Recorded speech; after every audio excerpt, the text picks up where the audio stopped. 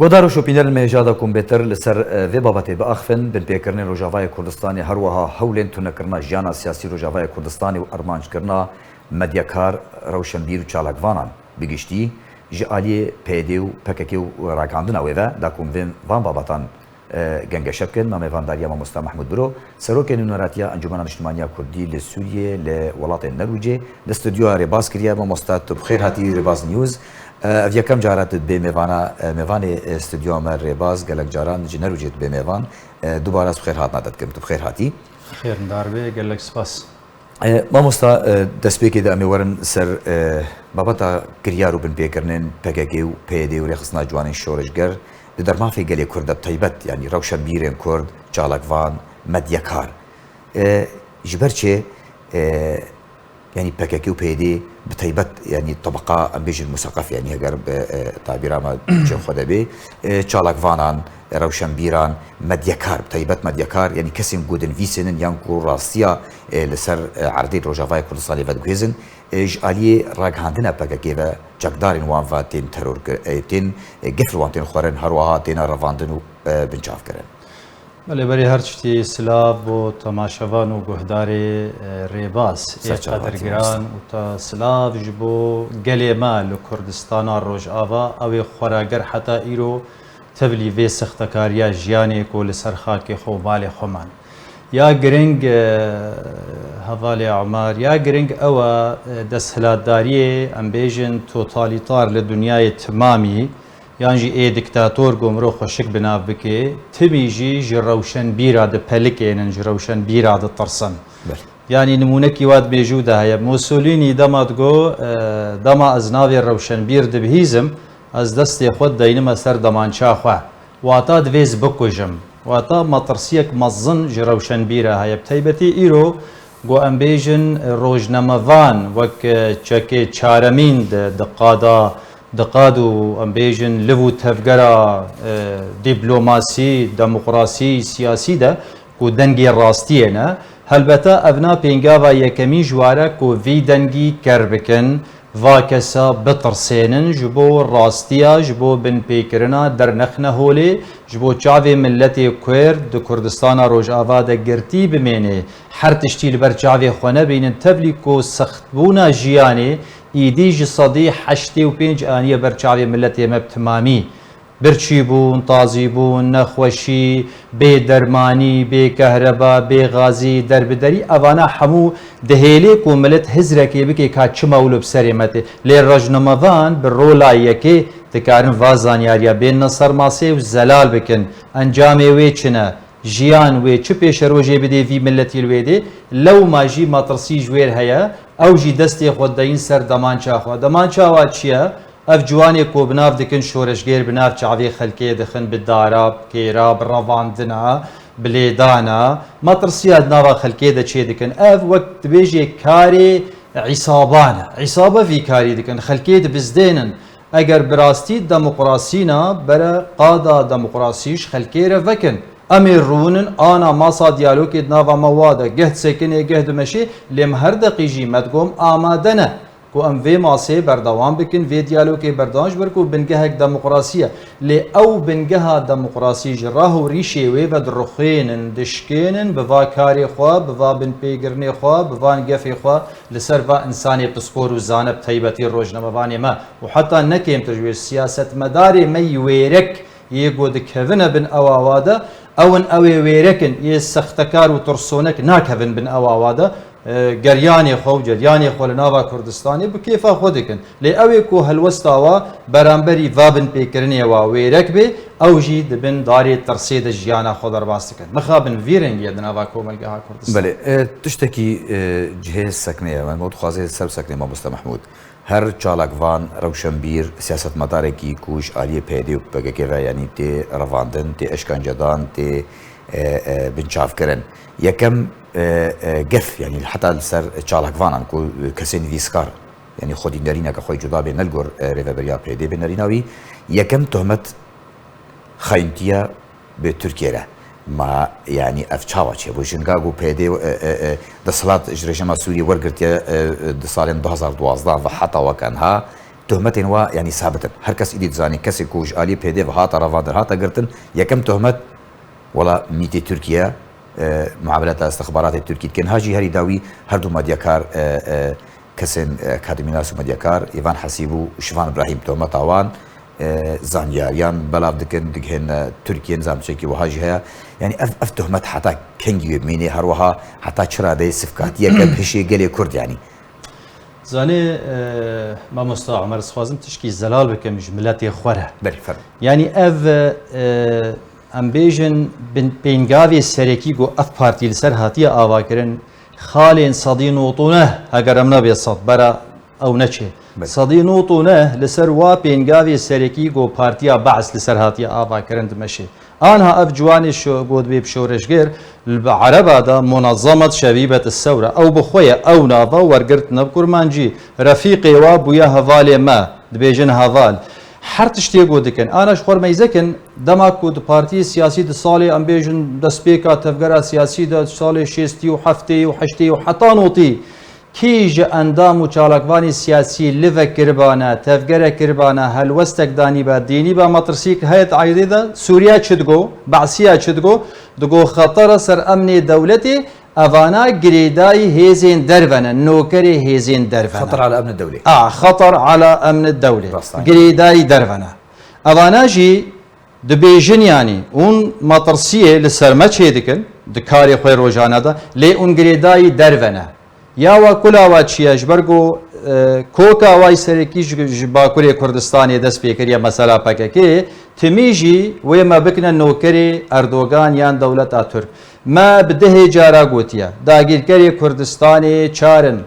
بروینا باش زانبن ام کردستانی بحسانید بر خلکی ده برنادن ما بحسانی جی و بزلالی جی گوتیا دانوستاندنه که به ترکیه رهبه دجیر ناوا اوا چترا ائتلاف دیا کو هبونا مجیته ده هبونک سیاسیه ايما ام لبندي دهل بشارتنا بون ضد رياني ما هبون يان دفيبو ام بدولتا ديكتاتور بمينن بشار اسد بمينن وملتي سوري بكوشن بنا بشداري طالان كرن وهركاندنا خوينا ملتي سوري يان دفيبو ام اوبوزيسيون بمينن دفردا هر كسي هشمند وعاقل سياسي الباواهبي ويبي اذهل بجارتن راسش برغو مغو اميب ملتي فقير وهجار بمينن اميب اوبوزيسيون دجي ديكتاتور بمينن اذهل بجارتنا سياسي بو لي حتى قوناق دريج دما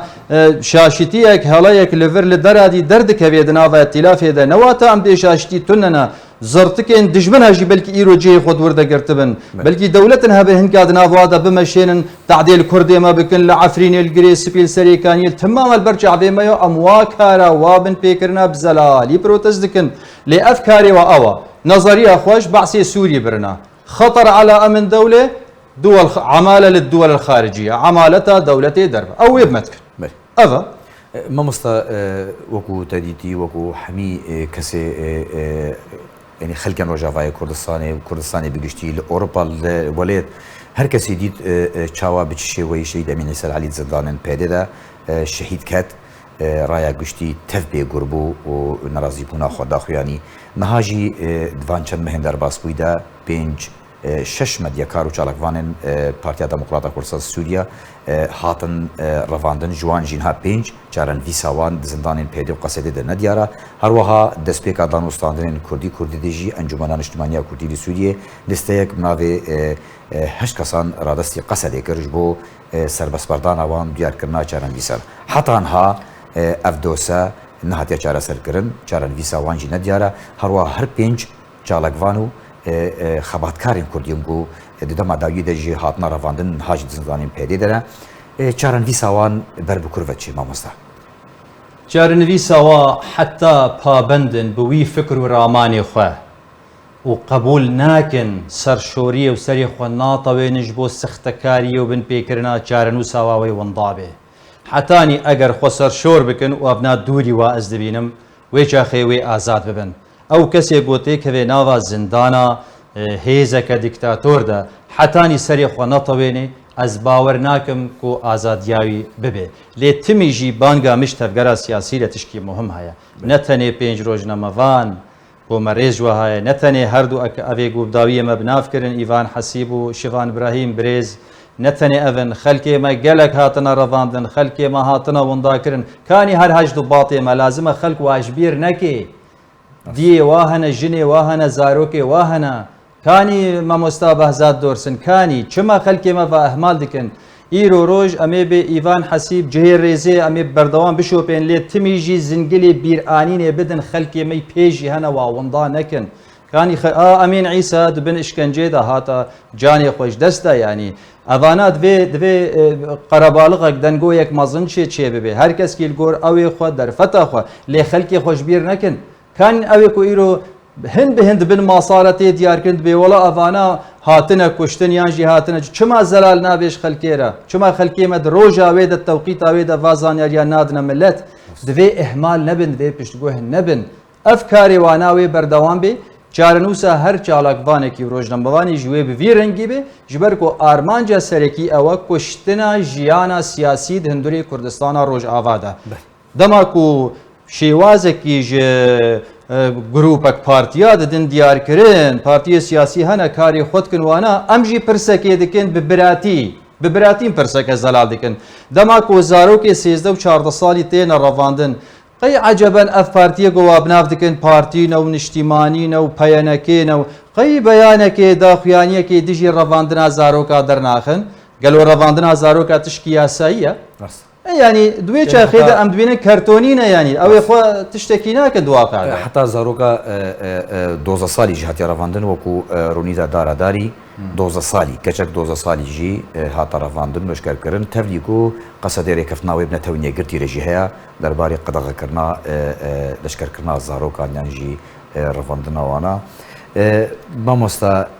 كريارو بن بيكرنن بككي هروها كو هركس چالك وانو چافدير ديفيجن پککی ریوبریا پیدا دبیر روجاوای کردستانی افکریار در مافی گلی کرده در مافی خباتکاران سیاست واداران چالکوانان ده خدمتا کید کن برجواندیا کیدن اف سیاست مشاندن روجاوای کردستانی بری هر تشتی دجی پروسه دموکراسی جهانینا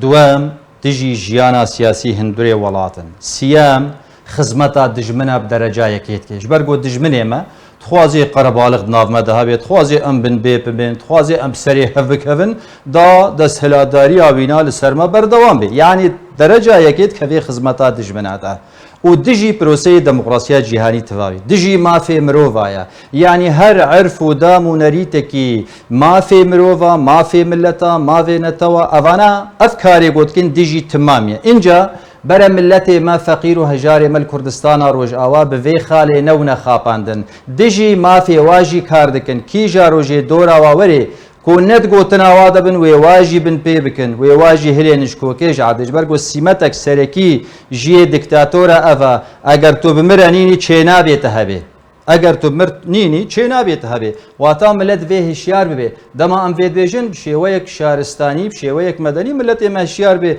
تما في مد خويت مد پرچقيني تزاروكي مد رفيني تخلكي مد كي زندانا تخلكيت كوجي تكوم كوجيا چيدكي وقا كاري هانا دوي راوستن واتا هشياري كود بيد چيبي وي پر باش بي لمرو حموي بزلالي جهبدو دردخي كا چما افتش دبن خدمتا كيدكن تكفي خدمتا دولتا ايراني تكفي حتى خدمتا دولتا تركيا وسوريا بدرجه كيش برغو سوري فينات خوازي سوري بخوفيت خوازي باش ما مصطفى محمود تا چرا دي بككي